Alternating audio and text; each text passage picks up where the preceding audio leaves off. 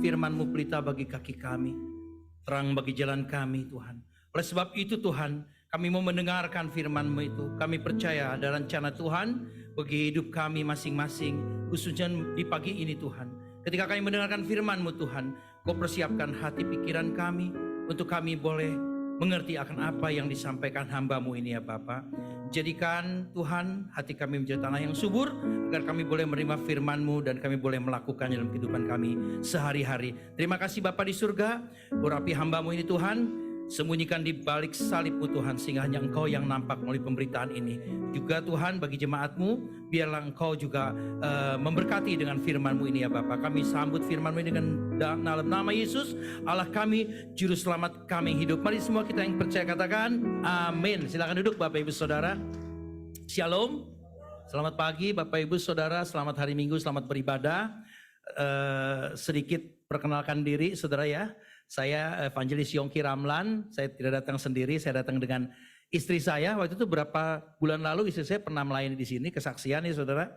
Nah kali ini kita berdua ya Saudara, jadi saya agak harus mengurangi jatah khotbah saya nih. Karena nanti istri saya mau nyanyi katanya ya. Menyanyikan puji-pujian Saudara. Tadi saya sempat bincang-bincang dengan istri saya, katanya dia akan membawakan kurang lebih 16 lagu gitu ya. Jadi mantap sih, mantap kalau boleh gitu ya Saudara. Tapi kan waktu kita terbatas ya. Ya sudahlah, akhirnya kita tawar-tawaran lagi. Istri saya bilang ya udahlah saya ngalah, saya kurangi nyanyinya ya supaya khotbahnya nggak terganggu. Kalau gitu saya 15 lagu aja, dia bilang gitu ya. Ya, boleh tepuk tangan Saudara, tapi itu bercanda ya Saudara ya.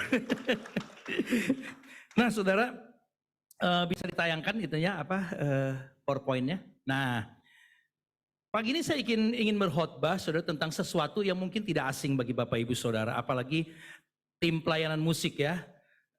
Di sini sudah jelas berkecimpung di dalam pelayanan puji-pujian atau nyanyian pujian Saudara. Mungkin Saudara juga seringkali mendengarkan seminar atau khotbah tentang pujian, apalagi di BGB ini ya Saudara ya. Saya pikir praise and worship itu bukan sesuatu yang asing ya.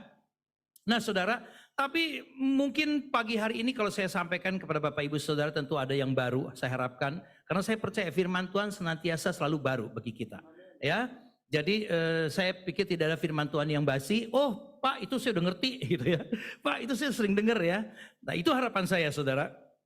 Nah kalau kita melihat tentang praise and worship ini, kita tidak boleh Saudara menganggap remeh. Karena praise and worship ini adalah sesuatu pekerjaan atau pelayanan yang begitu sakral di hadapan Tuhan. Ya, nah kenapa demikian Saudara? Mari kita akan coba belajar lewat firman Tuhan. Saya berikan judul khotbah saya True Worship Through Hymns gitu ya. Agak-agak gaya-gayaan pakai bahasa Inggris Saudara, karena memang seringkali orang bilang praise and worship. Bahasa Inggris juga kan? Gak salah saya ya Saudara. Jadi, atau bahasa Indonesianya oke lah, penyembahan yang benar lewat nyanyian pujian. Ya, karena nyanyian pujian itu bagian daripada penyembahan kepada Tuhan. Jadi ya oke lah, kita seringkali dengar di gereja istilahnya praise and worship ya Saudara. Nah kalau kita lihat istilah praise and worship, mungkin ini ada satu kesalahkaprahan Saudara.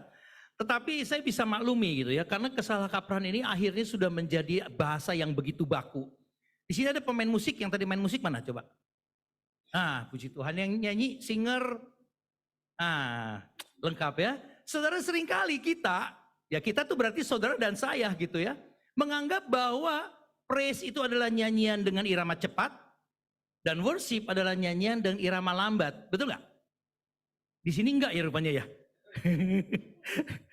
Ada gereja yang protes, enggak Pak, saya mah enggak gitu, ya udah nggak apa-apa. Tapi kebanyakan nih saudara, soalnya seringkali kita juga dulu, background saya juga dengan Bu Lydia bukan background, sampai sekarang kami masih melayani musik gitu ya. Masih seringkali menjadi pembicaraan di antara singer, worship leader, pemusik. Aduh kayaknya ini untuk minggu ini praise-nya kurang gitu.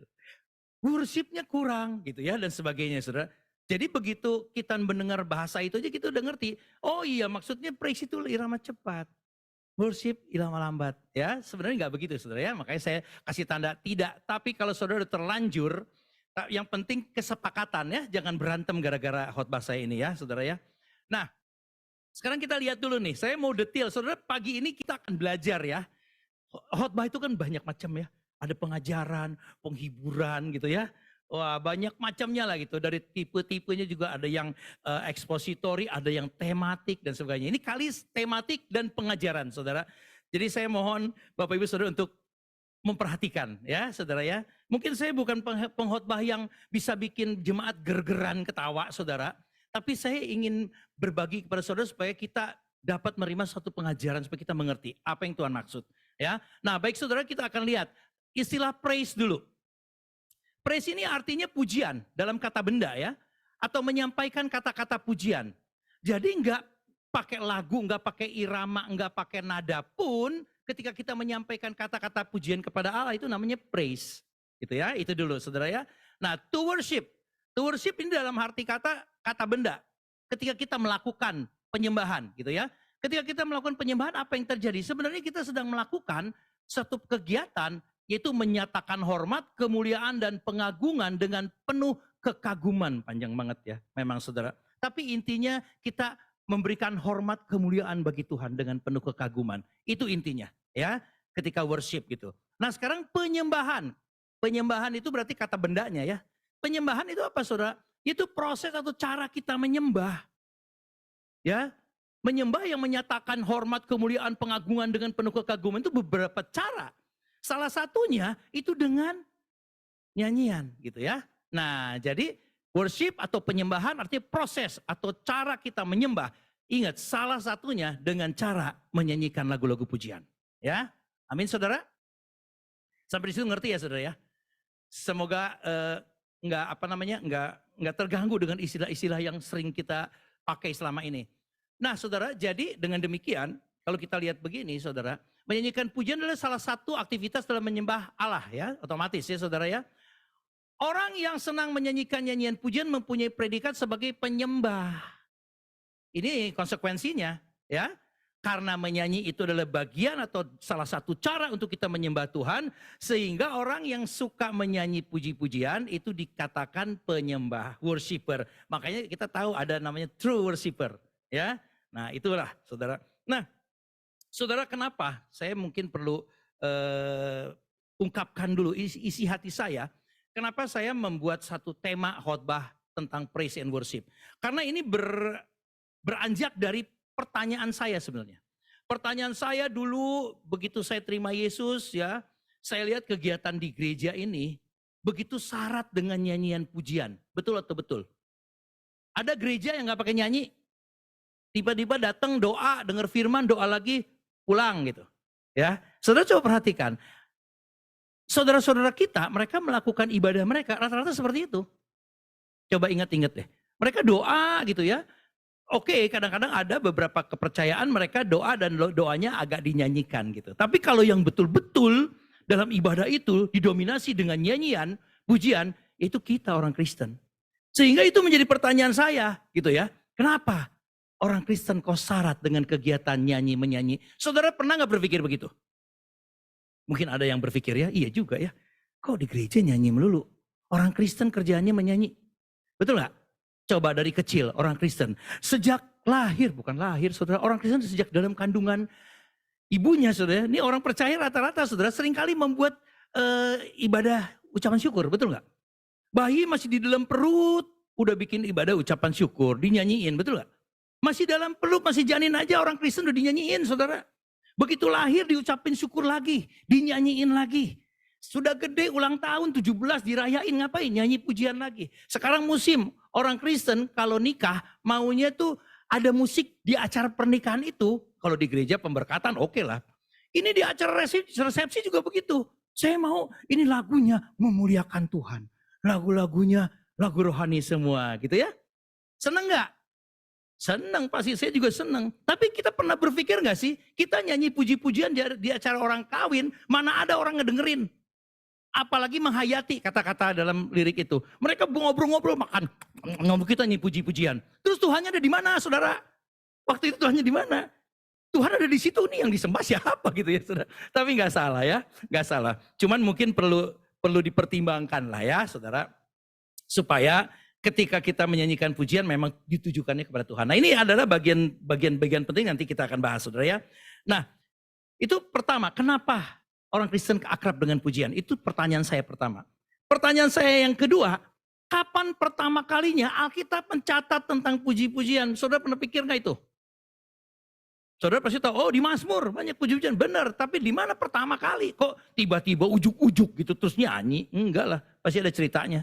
Ya, nah itu pertanyaan yang kedua. Pertanyaan yang ketiga, ini penting sekali nih saudara. Bagaimana sikap kita ketika kita menyanyikan puji-pujian? Ini pertanyaan ini nanti jawabannya berupa koreksi. Sorry aja saudara ya, ini bukan koreksi bagi jemaat aja, saya juga dikoreksi terus dengan firman Tuhan ini. Ya, itu pertanyaan ketiga. Nah, pertanyaan keempat ini yang paling krusial, paling jadi pertanyaan bagi saya. Saudara seringkali mendengar worship leader katakan ada kuasa di atas puji-pujian umat Tuhan. Amin nggak? Amin. Itu kata-kata itu sering sekali dikatakan gitu ya. Dan itu menjadi diimani oleh orang Kristen. Di atas, jadi saudara pernah nggak bayangkan ketika saudara menyanyikan puji-pujian, itu Allah bertata benar-benar ini dalam konsep perjanjian lama. Allah itu bukan dalam hati manusia konsep perjanjian lama. Tapi Allah itu benar-benar bertata katanya di atas pujian umat Israel. Gitu ya. Jadi saudara sekarang bisa aja membayangkan itu meskipun konsep perjanjian baru, ingat saudara, perjanjian baru itu bukan Allahnya ada di gereja.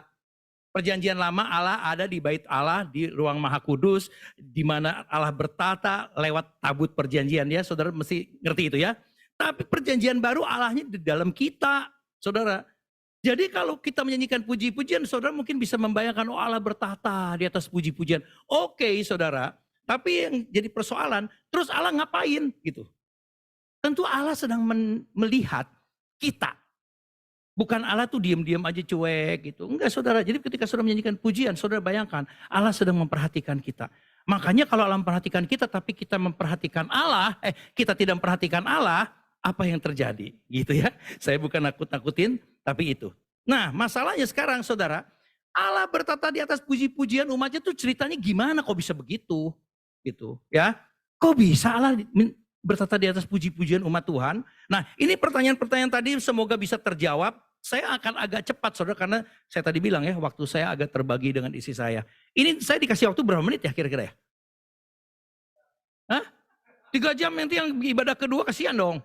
Nungguin di luar. Ya oke lah. Saya cepet-cepet deh saudara ya. Nah oke, tadi itu pertanyaan-pertanyaan kita akan coba jawab ya lewat khotbah kita pada pagi hari ini. Nah saudara, jadi ketika kita saudara menyanyikan pujian-pujian kepada Tuhan, tadi saya katakan kita telah menjadi penyembah di mata Tuhan ya saudara ya. Nah saudara kita akan lihat ada beberapa poin. Jadi penyembahan dalam hal ini kita sekarang sepakat ya, kalau saya bilang penyembahan atau pujian itu artinya nyanyian ya, kita sepakati dulu karena memang temanya itu, amin. Nah saudara ketika kita menyanyikan pujian atau kita melakukan penyembahan, itu kita ada 3 poin yang perlu kita harus perhatikan. Yang pertama saudara, memiliki tujuan yang benar. Apa itu nanti kita akan lihat. Yang kedua, sikap yang benar. Nah ini yang seringkali kita abaikan ya saudara ya. Yang ketiga, dengan adanya penyembahan yang benar saudara, itu akan memberi dampak atau reward atau upah kepada kita. Nah upahnya yang tadi saya bilang. Allah akan bertata di atas puji-pujian umat Tuhan yang menyanyikan pujian atau yang melakukan penyembahan dengan benar. Gitu ya saudara. Nah selanjutnya kita akan bahas yang pertama sekarang saudara. Yang pertama, nah ini. Jadi yang pertama, penyembahan atau nyanyian pujian yang benar itu memiliki tujuan yang benar. Tujuan yang benarnya apa di sini? Udah saya kasih tulis itu, yaitu mengucap syukur. Nanti akan kita lihat kenapa jadi mengucap syukur saudara. Mengucap syukur itu banyak. Kita bisa mengucap syukur lewat penyembahan kita yang bukan nyanyian ya. Ada penyembahan yang bukan berupa nyanyian gitu. Atau bermazmur gitu ya. Ada juga nyanyian pujian udah jelas. Kita mengucap syukur lewat persembahan bisa gitu juga. Ada macam-macam saudara ya. Ada kita mengucap syukur lewat doa. Makanya ada namanya doa syukur. Nyanyian yang dalam bentuk ucapan syukur maka disebut mazmur syukur. Gitu ya. Jadi banyak saudara. Atau nyanyian syukur boleh dibilang begitu. Nah saudara ada firman Tuhan di dalam 1 Tesalonika 5 ayat 18 ini ayat hafalan.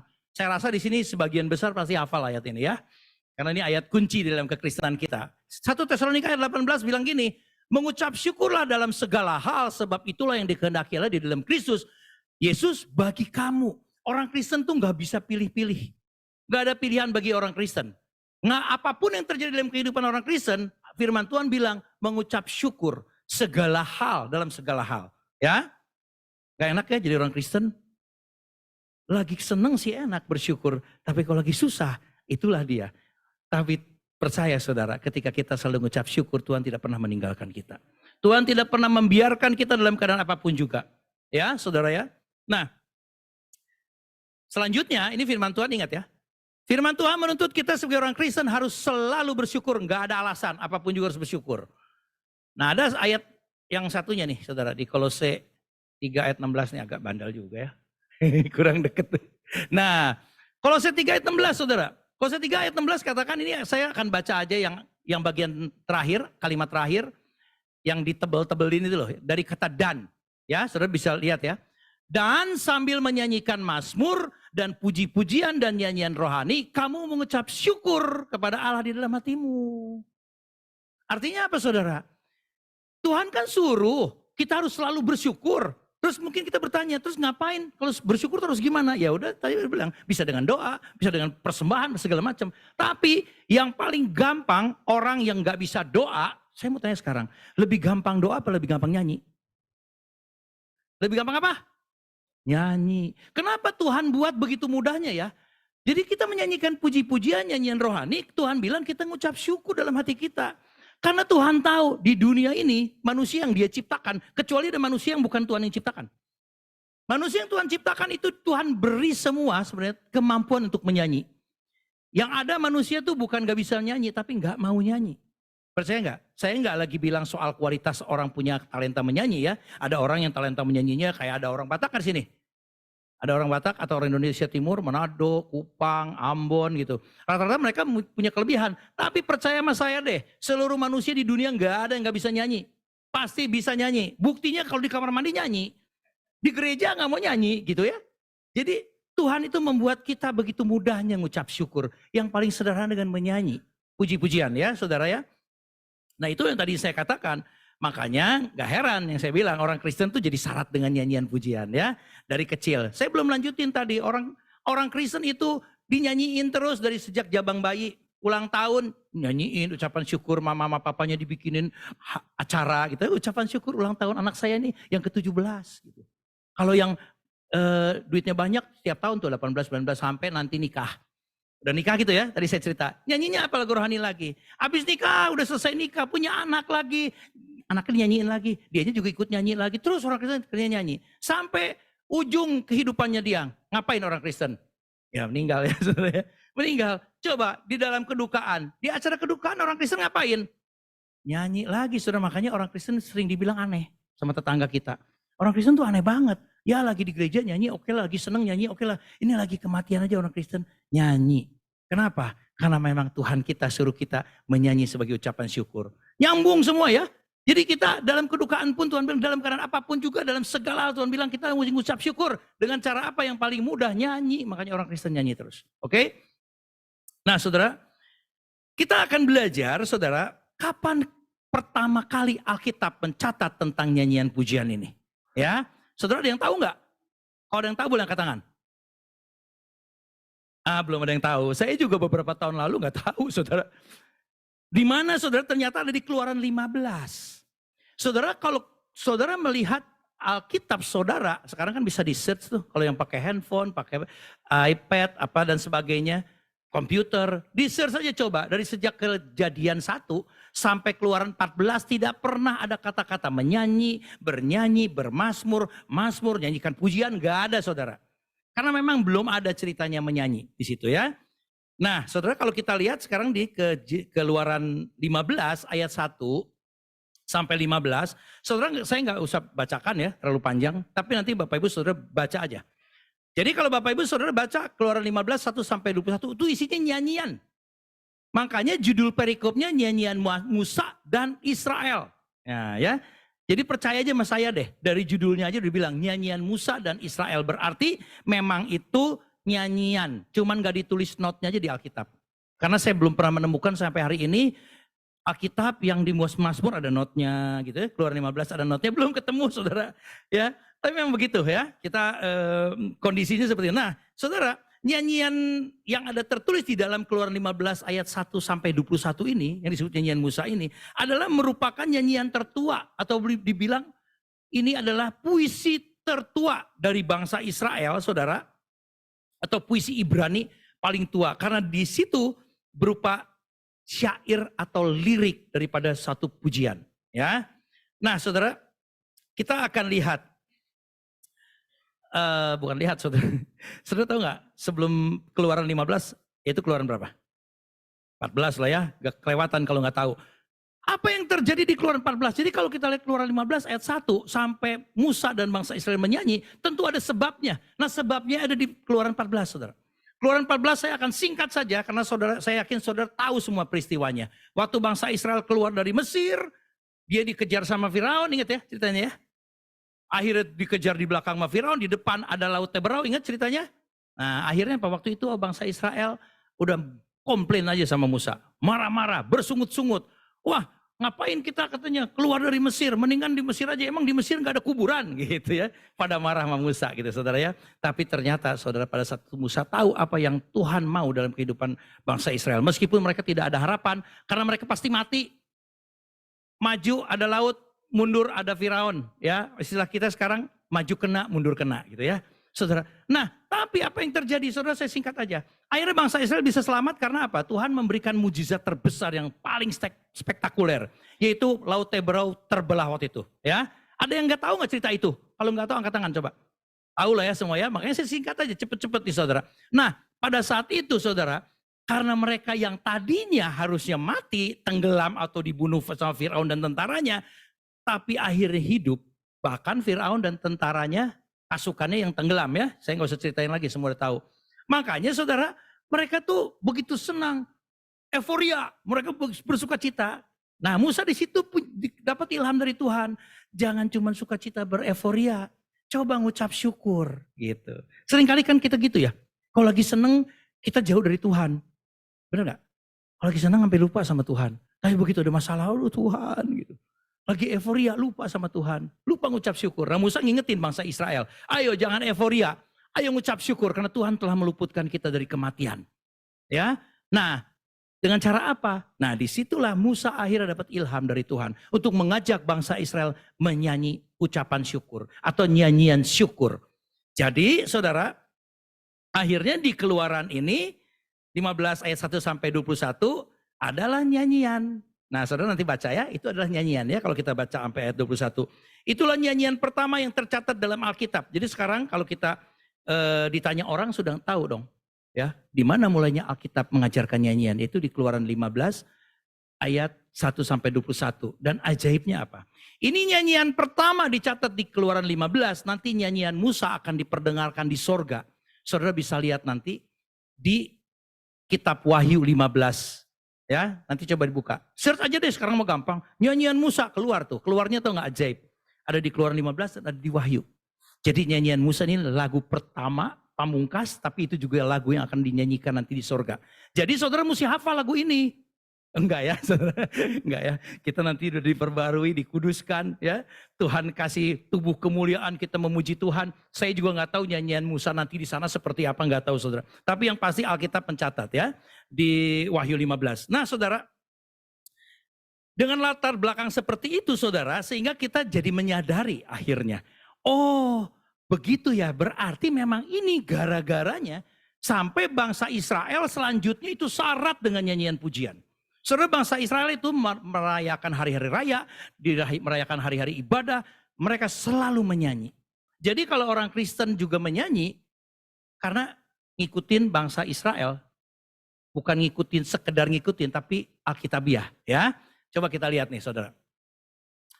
Nah lihat, Musa memuliakan Allah dengan nyanyian karena Allah telah memberikan kemenangan kepada umat Israel. Kemenangan tadi ya saya bilang, harusnya mati mereka. Selanjutnya musik memainkan peranan penting dalam ibadah dan hari raya umat Israel. Saudara baru lihat tuh nanti, kalau saudara lihat ke belakang, ditawari di kitab-kitab 1 Samuel, tawari 1-2 Samuel, di Mazmur, di Amsal sampai Kidung Agung, semua itu isinya nyanyian. Atau paling tidak banyak nyanyiannya saudara. Kehidupan bangsa Israel ada syarat dengan nyanyian pujian, ya. Karena itu ya. Nah, sekarang bagi kita umat Kristen bagaimana saudara? Kita sebagai umat Allah yang telah diselamatkan oleh darah Yesus sudah selayaknya menyatakan kegembiraan dan sukacita dalam roh kita dengan cara menyanyikan pujian juga. Jadi bangsa Israel dilepaskan dari kematian di Laut Teberau dan oleh Firaun, saudara. Kematian dengan tentara Firaun, akhirnya Tuhan luputkan lewat mujizat yang sangat luar biasa, ya. Nah, kita orang Kristen juga ngucap syukur karena sama. Waktu itu bangsa Israel udah gak punya harapan, pasti mereka mati. Tapi Tuhan kasih mereka kehidupan kembali, ya. Tidak jadi mati, mereka ngucap syukur. Orang Kristen juga sama, saudara, karena kita semua pada hakikatnya adalah manusia berdosa yang seharusnya kita ini semua mati kekal. Betul gak? Yes ya. Tapi oleh karena kematian Tuhan Yesus di atas kayu salib, sehingga kita boleh menerima kehidupan kekal. Nah, sama sebenarnya paralel saudara antara perjanjian lama perjanjian baru. Ya, jadi saya ingin baca lagi sekali lagi supaya kita meresapi. Kenapa kita perlu nyanyi? Kenapa Kristen akrab dengan nyanyian pujian? Jelas karena mengucap syukur ya. Tapi statementnya kita sebagai umat Allah yang telah diselamatkan oleh darah Yesus, sudah selayaknya menyatakan kegembiraan dan sukacita dalam roh kita dengan cara menyanyikan pujian juga. Ada kata juga, ya, karena kita sama dengan bangsa Israel. Nah, selanjutnya inilah yang menjadi jawaban pertanyaan tadi. Akhirnya nyanyian pujian menjadi bagian dalam ibadah serta memainkan peran penting dalam kehidupan gereja Tuhan. Ya, jadi pertanyaan-pertanyaan tadi udah mulai terjawab nih saudara. Jadi paling tidak pertanyaan yang tadi, kenapa orang Kristen begitu akrab dengan nyanyian pujian? Dan yang kedua, pertanyaan kapan pertama kali Alkitab mencatat tentang nyanyian pujian sudah terjawab ya sampai di sini ya, saudara. Nah, jadi ketika kita menyanyikan pujian kepada Tuhan karena ini merupakan ucapan syukur saudara kepada Tuhan Allah pencipta kita yang begitu penuh kuasa agung dan mulia saudara. Sehingga kita tidak boleh sembarangan ketika kita menyanyikan pujian. Ya, kita mesti memiliki sikap yang benar. Kita mesti memiliki kesungguhan. Makanya saya tadi bilang, poin-poin ini adalah poin-poin koreksi sebenarnya. Tapi sekali lagi, bukan cuma koreksi bagi saudara dan saya, tapi saya pun setiap saya mengkhotbahkan ini saya diingatkan kembali bagaimana seharusnya kita menyembah Tuhan lewat puji-pujian. Ya, jadi kita harus memiliki sikap yang benar dan sikap yang benar ini adalah poin yang kedua tadi kan. Jadi, nah, poin yang kedua. Penyembah yang benar itu memiliki sikap yang benar. Nah ternyata saudara, sikap yang benarnya ini adalah hanya ditujukan kepada Dia semata. Itu dulu saudara ya. Nanti kita akan lihat firman Tuhannya. Memiliki sikap yang benar hanya ditujukan kepada Dia semata. Jadi ketika kita menyanyikan puji-pujian itu, cuman Dialah tujuan pujian kita. Kira-kira itu ya saudara. Nah saudara, untuk itu saya akan mengutip. Nah tadi kan Keluaran 15 ayat 1 sampai 21. Saya akan mengutip satu ayat aja, ayat yang kedua nih saudara. Di situ dikatakan saudara, ayat yang kedua ya, Tuhan itu kekuatanku dan mazmurku. Ia telah menjadi keselamatanku, ya Allahku kupuji Dia, ya Allah Bapakku kuluhurkan Dia. Saudara, saya mengutip ini padahal saya cuma mau ambil sedikit aja yang ditebelin itu saudara. Yang ditebelin adalah Tuhan itu mazmurku. Kenapa? Karena Musa pada saat itu mengatakan kepada Tuhan atau memuji Tuhan dengan perkataan ini. Tuhan itu mazmurku. Jadi apa arti Tuhan itu mazmurku? Saudara, mungkin di sini belum ada yang mengerti apa itu maksudnya Tuhan itu mazmurku. Ya, nah saudara, saya akan ambil contoh. Misal nih, saya bilang sama istri saya kebetulan ada di sini. Ya, saya bilang sama istri saya, yang engkaulah mazmurku. Ngomong-ngomong, yang itu saya panggil kepada istri saya sayang ya. Istri saya juga manggil saya yang gitu ya. Sayang, bukan peang saudara. Sayang gitu ya. Nah saudara, ketika saya berkata kepada istri saya, yang engkaulah mazmurku. Kira-kira istri saya ngerti nggak? Ngerti nggak kira-kira? Apa artinya? Bingung kan? Saya pikir aduh terlalu rohani nih, terlalu alkitabiah pakai mazmur. Saya ganti deh kata mazmurnya, saya bilang istri saya gini, yang engkaulah nyanyianku. Gitu. Ngerti nggak istri saya? Nyanyianku? Gue adalah lagunya lu. Gitu kan. Istri saya pasti bertanya gitu kan. Maksud lo? Gitu kira-kira ya saudara. Oke, agak bingung emang saudara. Waktu Musa bilang, Tuhan itu mazmurku. Tapi kalau saya bilang sama istri saya begini, yang engkaulah cintaku. Dia ngerti gak? Langsung ngerti sambil tersipu-sipu gitu ya. Kenapa? Sama aja kan? Menyanyi, mencintai. Nyanyian, cinta, sama-sama kata benda dan kata kerja kan? Ya kan? Tapi ketika saya bilang engkaulah cintaku, kenapa dia mengerti? Karena sebenarnya di kalimatnya sudah sering kita pakai. Ini mazmurku itu jarang kita pakai, saudara. Cintaku udah ngerti. Ketika saya bilang, yang engkaulah cintaku, istri saya tahu bahwa cintanya saya itu hanya buat dia semata-mata. Bukan untuk istri tetangga. Ngerti gak sekarang nih? Ya, yang engkaulah cintaku, istri saya langsung ngerti bahwa cintanya saya hanya buat dia. Sekarang kebalik lagi ke Keluaran 15 ayat 2. Kalau Musa berkata, Tuhan itu mazmurku. Artinya jelas mazmurnya yang disampaikan oleh Musa dan bangsa Israel hanya semata-mata ditujukan bagi Tuhan. Ngerti gak saudara? Ya sama ya kayak tadi saya bilang. Kalau saya bilang yang engkaulah cintaku, cinta saya semata-mata untuk dia. Begitu juga ketika Musa mengatakan Tuhan itu mazmurku, artinya mazmurnya Musa dan bangsa Israel semata-mata hanya ditujukan kepada Tuhan. Ngerti sampai sini saudara? Amin? Amin dong, aminnya kurang.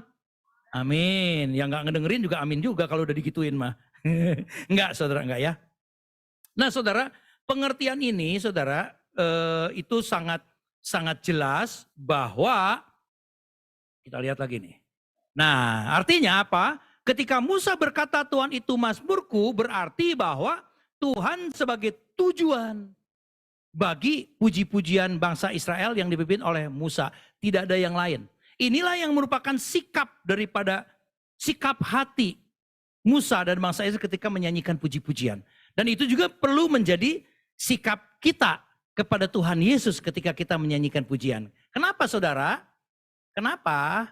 Karena, ketika kita telah menerima keselamatan dari Tuhan Yesus yang telah menyerahkan nyawanya bagi kita, sudah seharusnya kita mengungkapkan rasa syukur kita yang juga ditujukan hanya kepada Tuhan Yesus sebagai tujuan kita bermazmur atau menyanyikan pujian. Jadi pertanyaan sekarang, ketika kita menyanyikan pujian, hati kita, fokus kita kepada Tuhan Yesus atau ke rumah? Yang kita lupa tadi udah dikunci apa belum pintunya? Apa ke restoran? Karena misalkan dari pagi belum sempat sarapan. Nah itu pertanyaannya, tantangannya. Ya saudara? Selanjutnya.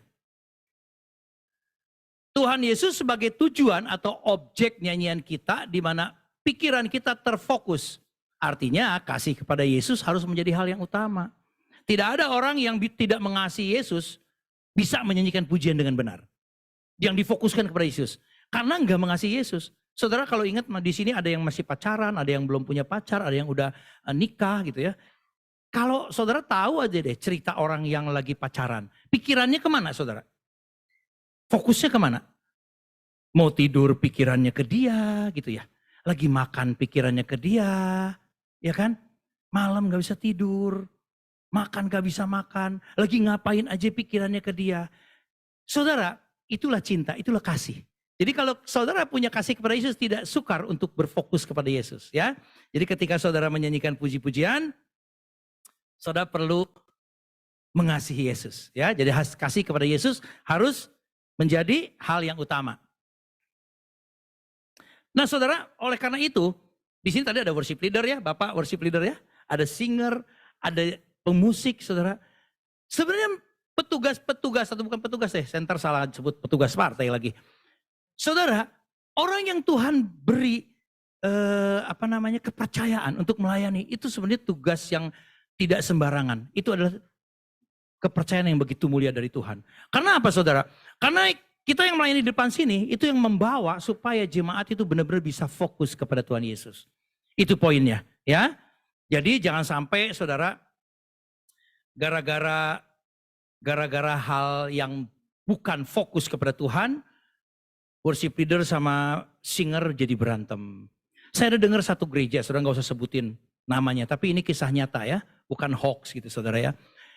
Ketika menyanyikan pujian kepada Tuhan itu seringkali kita yang melayani Tuhan lewat nyanyian pujian itu suka mau mengikuti keinginan sendiri dan ego sendiri. Contoh, ada satu gereja saudara terjadi pertikaian antara worship leader dengan singer gara-gara ketika si worship leader ngasih judul-judul lagu untuk minggu berikutnya saudara, si singer ini komplain, aduh jangan lagu itu lagi dong, bosan gue, gitu ya. Kenapa? Karena dia pikir aduh lagu itu memang bosan buat dia, tapi kata worship leader lagu ini tuh masih baru, jadi perlu diajarkan ke jemaat. Oke nanti nggak usah sering-sering gitu, masing-masing ini, tapi nggak bisa gitu, gue nggak enak nyanyinya, gitu. Ada di sini yang gitu? Nggak ada pasti ya, saudara di Cibubur banyak kayak gitu. Karena di sini kalaupun ada nggak ngaku, gitu. Nggak ada yang nggak bercanda ya. Itu yang terakhir tadi bercanda.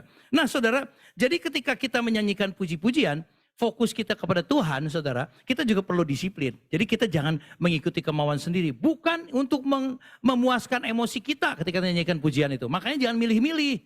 Jadi jemaat juga gitu. Ini bukan cerita tentang worship leader sama singer, ada ceritanya jemaat kok nggak ada. Banyak juga jemaat yang suka komplain ketika datang ke gereja nyanyiannya lagunya itu melulu katanya. Aduh bosan gue di gereja itu lagunya itu melulu. Atau nggak oke di gereja itu nyanyiannya bikin gue tidur gitu. Seneng dong mestinya. Nah setel nyanyian pujian di rumah supaya kalau nggak bisa tidur jadi bisa tidur. Gitu aja lah gampangnya gitu saudara ya. Kenapa? Karena seringkali kita menyanyikan pujian itu untuk memuaskan emosi kita. Untuk menyenangkan kita, bukan untuk menyenangkan Tuhan, bukan untuk fokus kepada Tuhan. Nah bagaimana dengan gereja yang seringkali lagunya bahasa Inggris mulu. Dari lagu pertama sampai selesai lagunya bahasa Inggris mulu.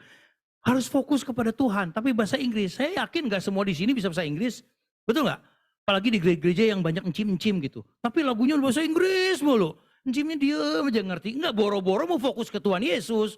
Boro-boro dia mau nyanyi, kira-kira gitu ya saudara ya. Nah, oke, ini poin yang terakhir nih, saudara. Saya usahakan nggak terlalu panjang. Poin yang terakhir.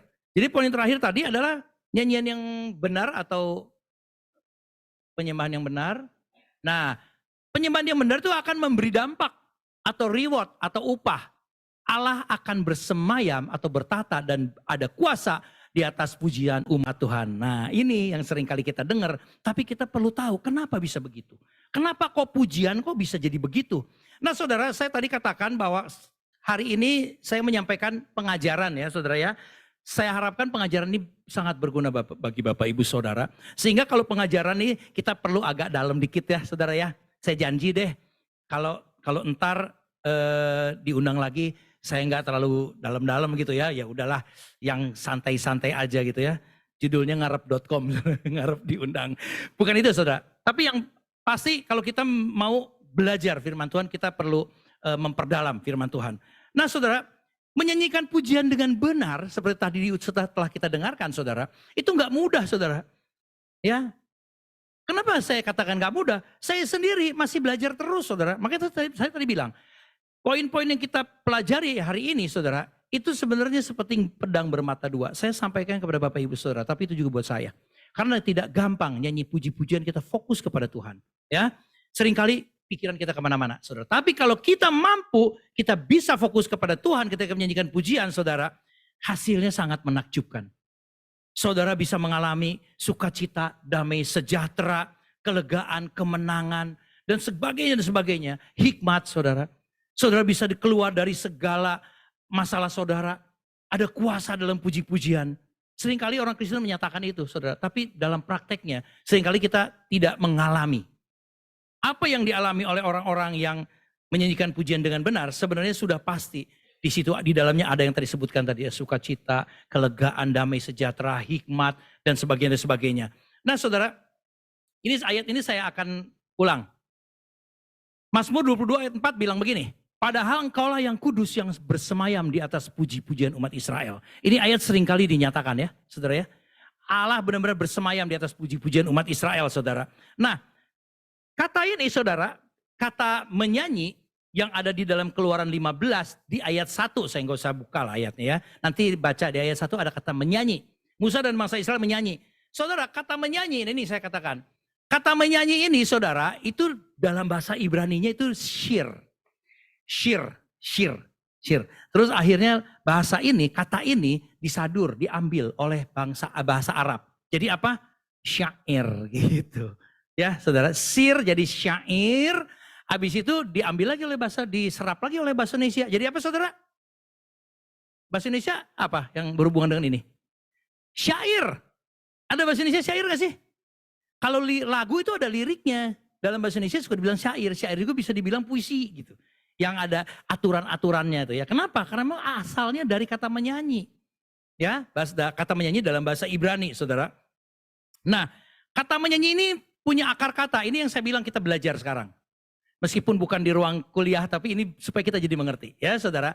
Kata syair ini terdiri dari huruf atau akar katanya dari huruf res, shin dan res. Shin dan res. Kalau bahasa Ibrani kan bacanya dari kanan ke kiri. Yang atas itu dibacanya shir karena shin.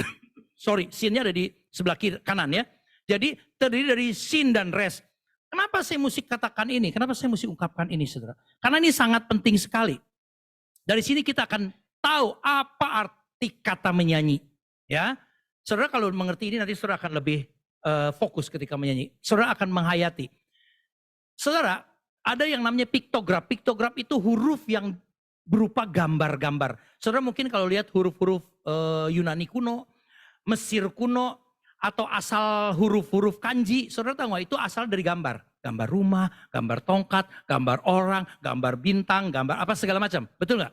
Itu dibilang atau itu disebutnya piktograf semua. Ya, kita akan belajar kata menyanyi dari piktograf ini. Jadi piktograf itu kalau berhubungan dengan bahasa Ibrani, dia permulaan bentuk yang berupa simbol dari kata atau huruf dalam bahasa Ibrani kuno yang dikenal di abad sebelum Masehi. 3000 tahun sebelum Masehi. Saudara tahu Musa kurang lebih menulis kitab Taurat itu tahun 2500 sebelum Masehi.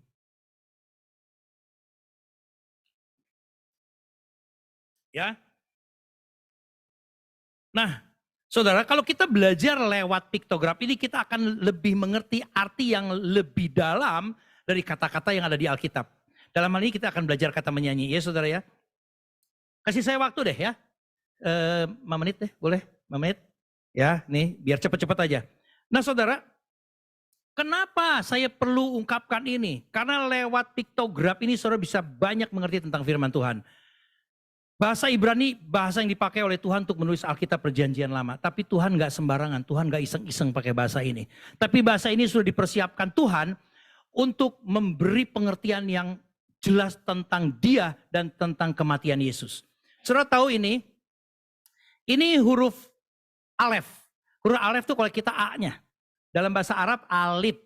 Ya, makanya bahasa Arab itu alif, ba, ta, sa, jim dan seterusnya gitu ya. Alef merupakan huruf pertama alfabet Ibrani, saudara. Gambar kepala sapi jantan yang melambangkan kekuatan atau kuasa atau pemimpin. Yang tadi saya bilang piktograf itu ya. Nah saudara, ini melambangkan apa? Tentang kuasa, tentang kekuatan, tentang pemimpin. Alef ini atau kepala sapi ini menggambarkan tentang Allah, kebesaran Allah, keagungan Allah. Ya.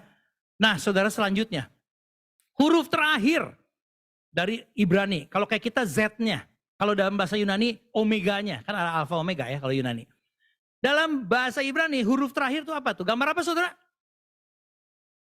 Kelihatan gak sih tuh? Gambar apa tuh? Nah, gambar salib. Jadi yang pertama disebutnya Alef, yang kedua disebutnya Tau. Ya. Jadi huruf Tau ini merupakan huruf terakhir alfabet Ibrani. Gambar salib yang melambangkan kasih Allah yang mau mati bagi kita, umat yang dikasihinya. Jadi salib ini gambar tentang salib Kristus. Saudara, jadi huruf Ibrani itu sangat memberi pengertian yang dalam tentang firman Tuhan.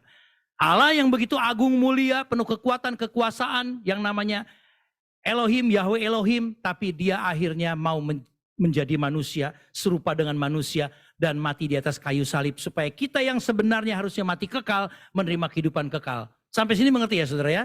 Nah, jadi ini saya perlu katakan di sini atau saya perlu ungkapkan di sini supaya saudara ketika kita melihat kata syair tadi menyanyi, saudara yakin memang lewat huruf-huruf ini ada pengertian yang lebih mendalam.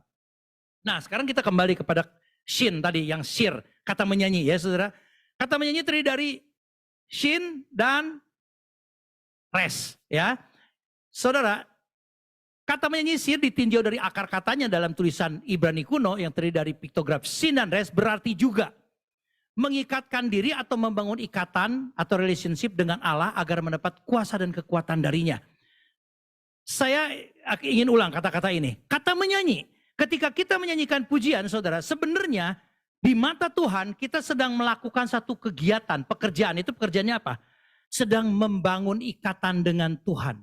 Sedang membangun relationship dengan Tuhan. Sedang mengikatkan diri dengan Tuhan, dengan Allah. Agar mendapat kuasa dan kekuatannya. Jadi kenapa di dalam pujian umat Tuhan itu ada kuasa? Dari sini. Nah, saya nggak usah jelasin lebih dalam karena waktu juga saudara. Tapi saudara percaya deh, gambar tadi, gambar sin dan res itu saudara, itu melambangkan atau mengartikan suatu kekuatan dalam relationship, dalam pengikatan. Sebentar dikit deh saudara ya. Itu kalau kita lihat yang atas ya, sin saudara. Sin itu gambarnya kayak gigi depan atas, 2. Betul nggak? Gigi itu gambaran apa? Gigitan, kekuatan. Ya. Jadi saudara kalau kita melihat itu, kita bisa ada gambaran sedikit saudara. Itu gambaran tentang tekanan atau ikatan saudara ya. Nah resnya itu juga tentang permulaan. Artinya permulaan itu gambar kepala orang. Kepala orang melambangkan permulaan. Jadi ikatan atau tekanan permulaan di dalam kebudayaan Ibrani itu memiliki arti ikatan. Hubungannya dengan relationship yang kuat sekali ya. Jadi oke, saya tadi agak mundur supaya mengerti. Jadi ketika kita menyanyikan pujian, saudara bayangkan sekarang, saudara nyanyi nih, tadi kan saudara nyanyi ya. Saudara sekarang bayangkan, tadi saudara mungkin waktu menyanyi, saudara nyanyi biasa aja. Tapi lain kali saudara ketika menyanyi, saudara mesti bayangkan, saudara sebenarnya di mata Tuhan, saudara sedang membangun ikatan dengan dia, dengan begitu erat. Oleh karena itu saudara, sekali lagi saya katakan, di dalam pujian ada kekuatan Allah, ada kuasa Allah. Kenapa? Karena memang Allah sedang membangun ikatan dengan kita. Amin saudara? Ya. Nah, terakhir. Tadi saya udah bilang terakhir ya. Ini yang terakhir beneran nih saudara. Kata menyanyi, sir saya cepet-cepet nih. Soalnya ini penting sekali saudara. Kata menyanyi, sir ini berpadanan dengan kata benar atau jujur. Ya. Karena yang tadi sir, yang ini syar gitu. Jadi kalau kata jujur atau benar itu syar. Ada kata ya di depannya itu menunjukkan itu kata sifat. Jadi syir dan syar. Dua-duanya itu merupakan perpadanan kata, ya. Jadi itu tuh biasanya sering berpadanan di dalam Alkitab, gitu ya. Nah, artinya apa, saudara? Artinya kita menyanyikan pujian dengan ucapan syukur di hadapan Allah ketika dinyanyikan oleh orang benar. Saya bilang tadi kan, ketika menyanyikan pujian ada kuasa, betul nggak? Betul ada kuasa kalau itu dinyanyikan oleh orang benar. Jadi saudara jangan pikir tukang ngamen di tempat-tempat makan malam-malam tuh. Kan suka ada orang tukang ngamen, ingat gak? Ada gak di Pecenongan, pernah ke Pecenongan gak? Kelapa Gading, dimanapun juga lah, mungkin di kota juga. Kalau malam-malam ada tempat-tempat makan, itu banyak tukang ngamen yang nyanyinya lagu rohani, betul gak? Pertanyaannya itu mendatangkan kuasa gak? Pujian kayak gitu? Enggak, udah pasti. Karena tidak memenuhi syarat-syarat tadi. Yang pertama ngucap syukur. Yang kedua dengan sikap yang benar. Yang ketiga ini kuasanya tidak akan ada karena tadi dibilang. Harus ada kebenaran di dalam diri orang yang menyanyikan pujian atau yang mendengarkan pujian. Baru ada kuasa. Ya. Jadi selalu dalam nyanyian pujian ada kuasa. Nah saudara, untuk menutup saya ambil beberapa contoh. Cepat-cepat aja. Poinnya adalah ketika kita menyanyikan pujian dan di dalam kita ada Tuhan, ada Roh Kudus, baru ada kuasa. Ya. Saudara pernah dengar cerita tentang bagaimana Yosua dengan bangsa Israel dan para imam mengelilingi tembok Yeriko, pernah dengar gak? Mereka mengelilingi tembok Yeriko, temboknya rubuh gak sih? Rubuh gak? Rubuh. Coba apa yang dibawa sama mereka? Tuhan suruh mereka bawa apa? Suruh bawa bulldozer gak? Enggak. Linggis gak? Linggis, pacul, bulldozer gak ada saudara. Apa yang disuruh sama Tuhan waktu itu? Dibawa sama Yosua dan tentara Israel. Mereka cuma disuruh bawa sangkakala tanduk domba. Makanya di gereja sekarang suka banyak yang tiup-tiup sangkakala ya. Betul gak? Cuman kadang-kadang nadanya suka gak masuk. Jadi pusing. Ini nadanya shofar ada di bass. Mainnya di A misalnya gitu. Tiba-tiba gak harmoni tapi terusnya ditiup. Wow gitu ya. Padahal Tuhan mau dengar harmoni. Ya oke lah itu intermezzo. Tapi saudara Yosua ketika membawa mengelilingi tembok Yeriko, Tuhan suruh membawa sangkakala tanduk domba. Cukup sampai di situ? Enggak, saudara. Tuhan juga suruh bawa tabut perjanjian. Ya, tabut perjanjian itu melambangkan atau merepresentasikan kehadiran Tuhan, ada kebenaran. Jadi ada musik, jadi sangkakala tanduk domba itu mewakili musik, ya, bukan mewakili alat pacul. Makanya kalau kita lihat di terjemahan bahasa Inggris, saudara, sangkakala tanduk domba diterjemahkan dengan trompet. Trompet itu kita tahu semua adalah alat musik, ya. Jadi mengelilingi tembok Yeriko dengan nyanyian pujian. Banyak di Alkitab, tapi saya nggak usah uraikan. Waktu Daud menyanyikan pujian di hadapan Saul yang dihinggapi roh jahat, akhirnya roh jahat itu undur daripadanya. Ada ya? Daud, ingat sebelumnya Daud diurapi oleh Samuel, Daud di dalamnya ada roh Allah, ya, selalu ada. Ingat lagi kejadian waktu Paulus dan Silas di penjara Filipi, masih ingat ya? Ketika mereka menyanyikan pujian tengah malam dan terjadi gempa yang luar biasa. Ingat ada puji-pujian Paulus dan Silas, di dalam Paulus Silas ada Roh Kudus. Begitu juga dengan saudara dan saya. Ketika saudara menyanyikan pujian, saya percaya di dalam saudara udah ada Roh Kudus dari Tuhan. Kekudusan ada di dalam kita menyanyikan pujian, maka Allah bertata di atas pujian umatnya. Kita, tadi motonya apa ya? Moto gereja tadi apa ya? Bangkit menjadi pemenang. Bagaimana kita bisa bangkit dan menjadi pemenang? Kalau ketika kita memuji Tuhan aja, kita nggak sesuai dengan apa yang Tuhan mau, ya, kita pasti akan menjadi pemenang. Nyanyikan pujian dengan benar, dengan cara yang benar, dengan tujuan yang benar, dengan sikap yang benar, maka Tuhan akan memberi kita bangkit dan menjadi pemenang. Amin, saudara. Amin. Tuhan Yesus memberkati. Mari kita tunduk kepala, saudara. Bapak, kami bersyukur, terima kasih atas berkat kasih setia Tuhan lewat firman Tuhan pada pagi hari ini. Dan kami percaya Tuhan, firman-Mu itu boleh memberi pengajaran bagi kami agar kami boleh semakin hari semakin mengasihi Engkau. Kami boleh menyanyikan pujian bagi Engkau sebagai ucapan syukur kami. Dan kami boleh melakukan itu dengan kesungguhan hati kami.